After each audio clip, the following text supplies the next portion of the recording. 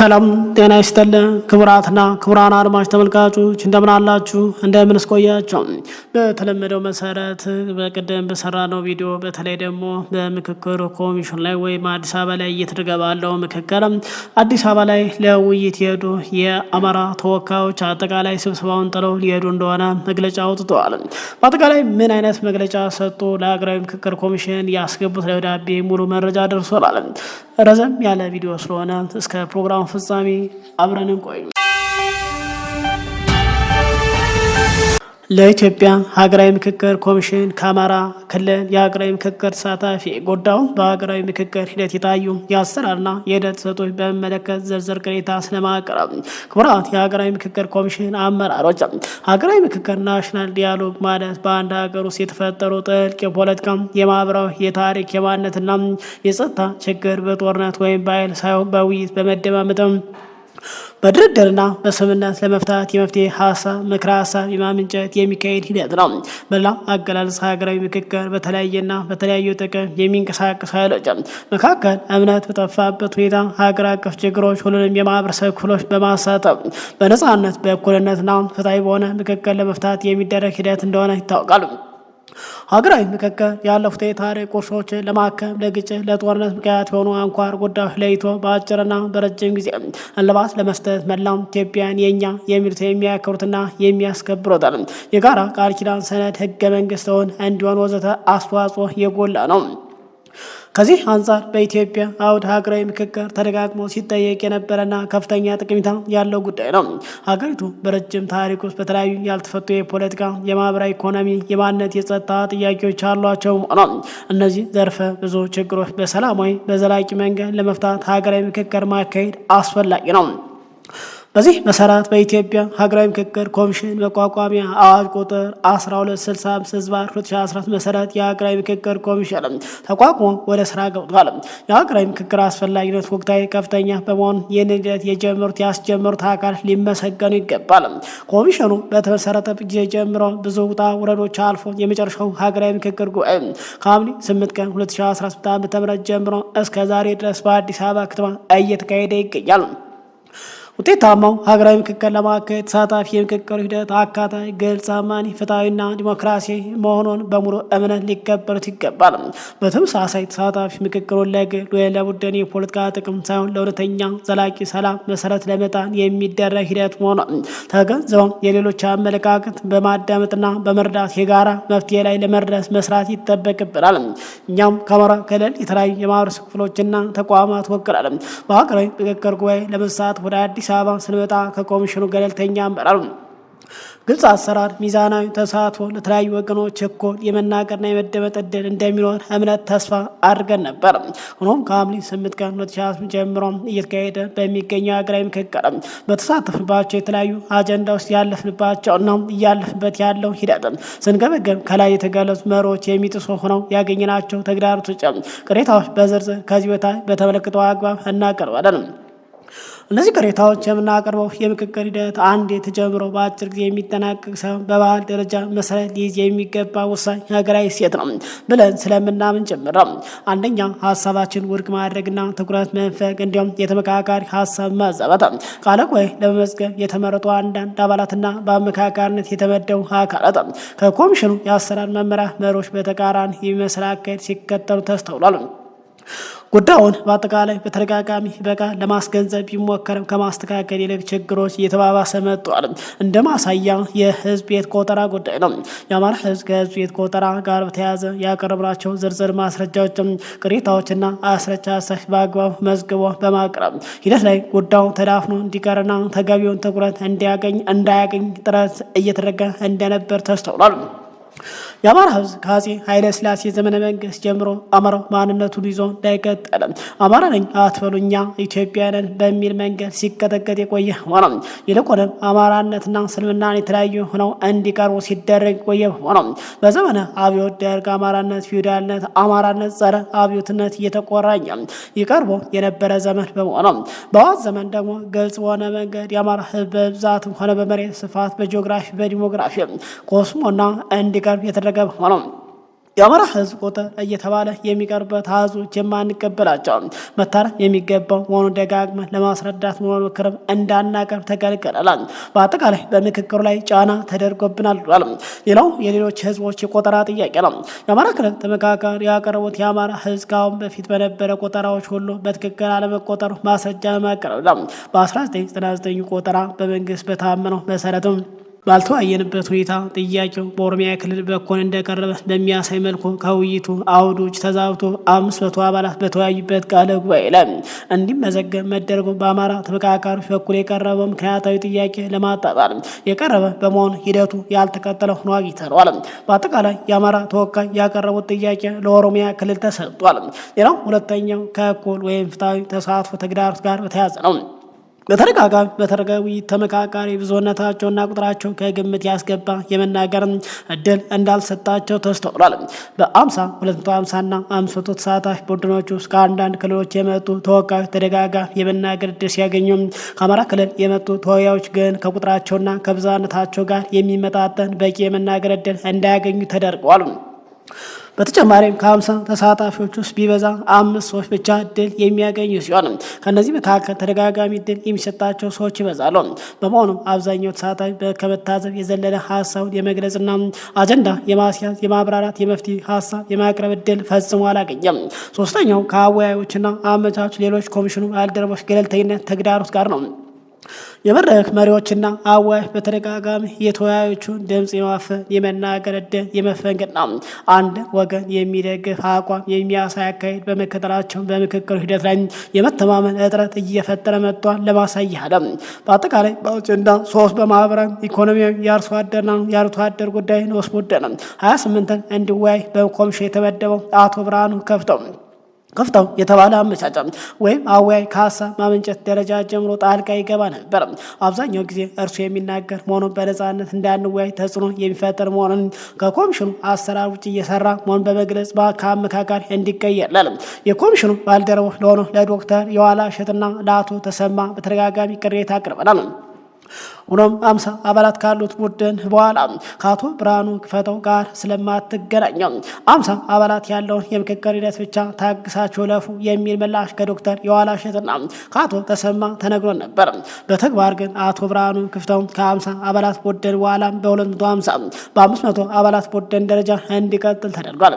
በዚህ በውይይት ሂደቱ ላይ ሀሳብ ለመስጠት ፍላጎት ያላቸው ተመካካሪ የመምረጥ ሚና በማግኘት ከአማራ ክልል የመጡ ተናጋሪዎች የመናገር እድል እንዳያገኙ ጫና በመፍጠር ከአማራ ክልል ውጭ ላሉ ተሳታፊ ደግሞ ተደጋጋሚ የመናገር እድል እንዲያገኝ በማድረግ ውይይቱ ሚዛናዊ እንዳይሆን ተጽዕኖ ፈጥሮብናል። ሌላው ከክልሉ ተወላጆች ውጭ በሌሎች ክልሎች የሚኖሩ ዜጎች በሚኖሩበት ክልል የመሬት ባለቤት እንዲሆኑ በሚኖሩበት ክልል የምክር ቤት ውክልና እንዲያገኙ የባህል ምክር ቤት እንዲያቋቁሙና በቁጥራቸው ልክ በተለያዩ የአስተዳደር አካላት ተገቢውን ውክልና እንዲያገኙ በሚቻልበት ሁኔታ በተደረገ ውይይት በተለይ ከኦሮሚያ ክልል በመጡ አንዳንድ ሰዎች 1 ሳንቲሜትር መሬት ከሌላ ክልል ለመጣ ዜጋ ፈጽሞ አንሰጥም እንዲህ አይነት ጥያቄ የምታነሱ ከሆነ በክልላችን የሚኖሩ የሌላ ክልል ዜጎችን ጠራርገን ነው የምናስወጣቸው የሚል እና መሰል ግጭት ቀስቃሽ የጥላቻ ንግግሮች ሲናገሩ መድረኩን በዋነኛነት ይመሩ በነበሩ አወያይ ተናጋሪዎችን ለማስቆም ወይም ለማስተካከል የሚያስችል ተገቢ እርምት አልተወሰደም። ተደጋጋሚ ዛቻዎችና ማስፈራሪያዎች እየተሰነዘሩ መሆኑንና ይህም ከሀገራዊ ምክክር ዋነኛ ዓላማ ጋር እንደሚጋጭ ብናሳስብ ከድርጊታቸው ሊቆጠቡ አልቻሉም። ለሚመለከታቸው አካላት አቤት ብንለ መፍትሄ አልተሰጠንም። 3 በተመሳሳይ ተሳታፊዎች የአካሄድ ጥያቄ በማቅረብ ጉዳዩ እንዲስተካከል ለማስገንዘብ እንዳይችሉ የአካሄድ ጥያቄ አንቀበልም በሚል ጥብቅ ማስጠንቀቂያ ከመድረኩ መሰጠት የተሳታፊዎች አማራጭ የሚገድብ አካሄድ ነበር ብለን እናምናለን። ሌላው በማህበራዊ ኢኮኖሚያዊ የአርሶ አደርና የአርብቶ አደር ጉዳዮች 500 ተሳታፊዎች ባሉበት የውይይት መድረክ አጀንዳውን ለማጠናከር ከተመረጡ 30 ሰዎች መካከል ሰብሳቢውና ጸሐፊው በተሳታፊዎች ከመምረጥ ይልቅ ዶክተር የዋላ እሸትና ዶክተር ተስፋዬ ጅልማ በተባሉ አመቻቸው አወያዮች አማካይነት መድረኩ ሲመራ ተስተውሏል። ይህም ከሌሎች ቡድኖች በተለየ ሁኔታ እነዚህ አመቻች ከአመካካሪዎች ጋር በመሆን ለማን የመናገር እድል እንደሚሰጥ አስቀድመው በመወሰን በተለይ ከአማራ ክልል የመጡና ጠቃሚ ሀሳብ የሚያቀርቡ ፖለቲከኞች፣ ምሁራን፣ ሌሎች ተወያዮች ሀሳባቸውን በነፃነት እንዳይገልጹ ተጽዕኖ ፈጥረዋል። ሌላው በማህበራዊ ኢኮኖሚያዊ የአርሶ አደርና የአርብቶ አደር ጉዳይ ላይ ከተመደቡት ሙያተኞች ኤክስፐርቶች መካከል አቶ ይብሳ ጨመዳ የተባለ ፍጹም ገለልተኛ ያልሆነ ነው። የራሱን ሀሳብ በተወያዮችና በቃለ ጉባኤ አዳራሽ ላይ በተደጋጋሚ ጊዜ ሲያሳርፍ ተስተውሏል። ይህም በመሆኑ በአንዳንድ ጉዳይ በተለይ በመሬት ባለቤትነትና በህዝብና ቤት ቆጠራ ጉዳይ ላይ የበለጠ እንዳንግባባ አድርጎናል። ለማሳያ የዓለም መሬትን ያህል ልዩ የህግ ጥበቃ የሚደረግለት ሀብት የግል ይሁን ማለት ልክ እንደ በግና ፍየል ይሸጥም ይለወጥ ማለት እንደሆነ መግለጹ የህዝብ ቆጠራ በገለልተኛ አካል እንዲደረግ ብንጠይቅም ከሉዓላዊነት ጋር በማያያዝ ሳይጠየቅ ገብቶ ማብራሪያ መስጠቱ ሙያው ስነ ምግባር ያልተከተለ ሆኖ አግኝተነዋል።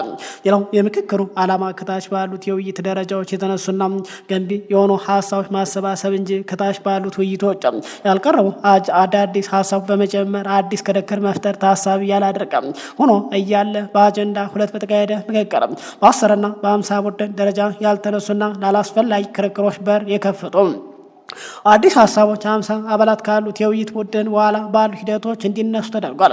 ከዚህ ጋር በተያያዘ የመድረኩ አመራር በበቂ ሁኔታ ገለልተኝነት ያላሳየ መሆኑ ተስተውሏል። በተጨማሪ ውይይቱ በሰነድ የተመለከቱትን 17 ንዑስ አጀንዳዎች በጥቅሉ 53 የሚደርስ የውይይት ነጥቦች ጥያቄዎችን መሰረት አድርጎ መካሄድ ነበረበት። ሆኖም መሪ አወያይ ከነበሩት አጀንዳዎች መካከል የማንነትና የወሰን ጥያቄ ግጭቶች የሚለውን በተለይ ለይቶ ተሳታፊዎች በዚህ ውይይትና ጥያቄ እንዳያቀርብ በመጋበዝ መድረኩን ጤናማ እንዳይሆን የማጋጋል ስራ ተሰርቷል። አጠቃላይ ከዚህ በላይ የተጠቀሱ ነጥቦች እንደተጠበቁ ሆኖ ለተሳታፊዎች እድል ሲሰጥ ከአንዳንዶች ወገኖች ክልሎች የመጡና በተለይ ከአማራ ክልልና ከአማራ ሕዝብ ጋር ከፍተኛ ተቃርኖ ያላቸው ተሳታፊዎች ቅድሚያና ተደጋጋሚ እድል እንዲያገኙ ተስተውሏል። ለምሳሌ የትግራይ ማህበረሰብ አንቂ አክቲቪስት እንደሆነ ለተነገረው አንዶም ገብረስላሴ የተባለ ግለሰብ ፍትሐዊ በሆነ መልኩ በተደጋጋሚ እድል ተሰጥቷል። እኛ እናንተ ማለት የአማራና የትግራይ ተወካይ ከተዋጣላችሁ በኋላ ሀሳብ እንሰጣለን እያሉ በተደጋጋሚ የመናገርና ከሀገራዊ ምክክር ዓላማ ውጭ የመንቀሳቀስ አካሄዶችን በስፋት ይስተዋሉ ነበር።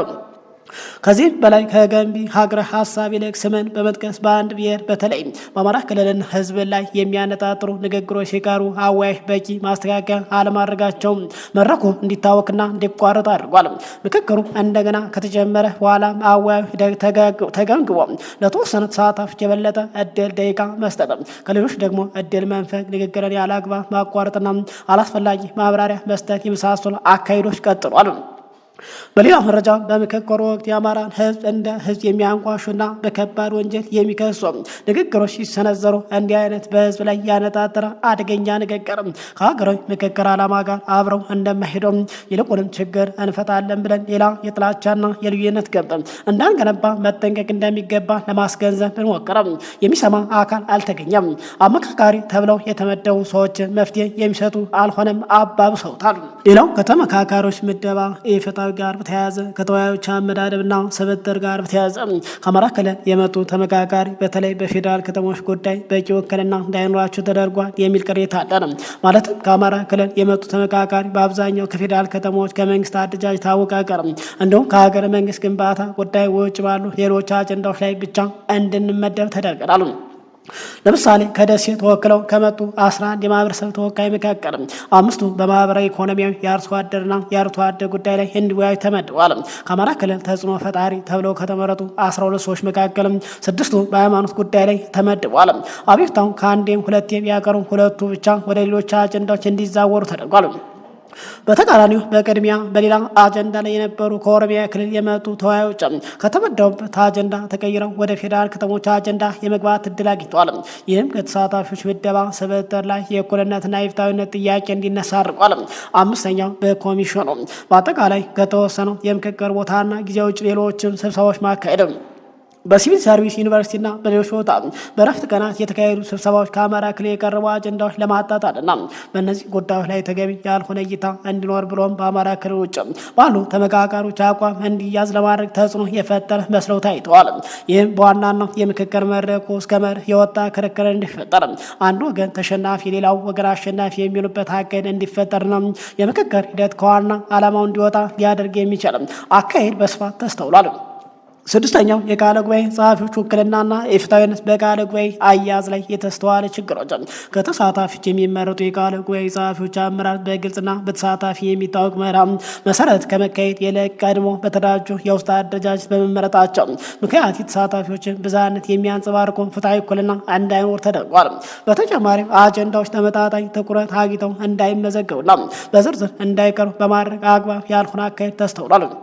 በተለይ ደግሞ በአጀንዳ 2 ማለት በመንግስት አደረጃጀትና ቅርጽ ላይ በ10ና በ50 ቡድን ደረጃ የተካሄደው ምክክር በአብዛኛው ጥሩ ሁኔታ ላይ እያለ በ250 ቡድን ደረጃ ግን አዳዲስ ሀሳቦች ሲነሱ ጸሐፊዎች በተለያየ ሁኔታ ጎላ አድርገው እንደተቀበሉ ተስተውሏል። ለምሳሌ በአጀንዳ 2.1 ለኢትዮጵያ ተስማሚ የሆነ የመንግስት አይነት የቱ ነው? ፓርላሜንታዊ፣ ፕሬዚዳንታዊ ወይም ከፊል ፕሬዚዳንታዊ በሚል ጉዳይ ላይ የተለያዩ ሀሳቦች ቀርበው ነበር።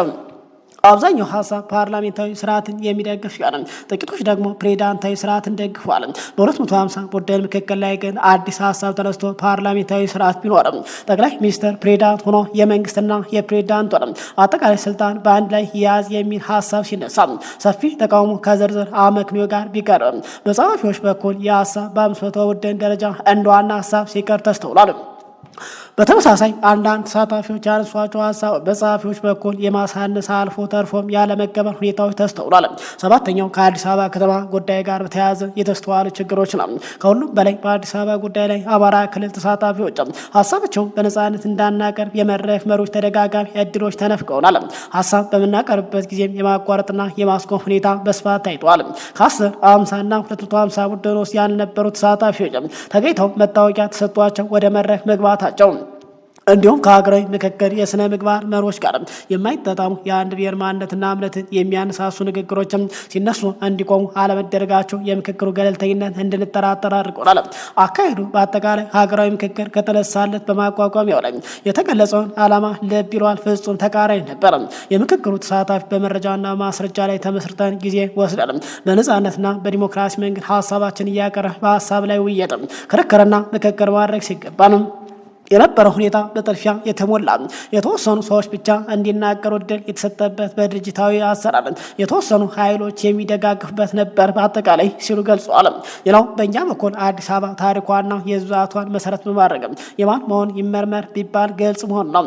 ይሁን እንጂ የአማራ ሕዝብ አዲስ አበባ የለማችው በመላው ኢትዮጵያ ላብና ደም መሆን የኢትዮጵያ ህልውና የተቋረጠው አዲስ አበባ ላይ መሆኑንና ስለሆነ የአዲስ አበባ ባለቤትነት መላው ኢትዮጵያ መሆኑን በኦሮሚያ ክልል የሚቀርበው የጋራ ተጠቃሚነት የሚለው አጀንዳ እጅግ አደገኛና ሀገሪቱንም ወደ ጦርነት የሚመራ መሆኑን አዲስ አበባ ራሷን የቻለችና ራሷን በራሷ የምታስተዳድር ከተማ መሆኗ በግልጽ በህገ መንግስት ደረጃ መቀመጥ እንዳለበት ሀሳባችን ለማቅረብ ሞክረናል። ይህንን ሀሳብ በማቅረባችን ያልተገቡ ስድቦችና ዛቻዎች ደርሰውብናል። አለፍ ተረፍ ብሎም አንዳንዶች ላይ የድብደባ ዛቻም ተፈጽሟል።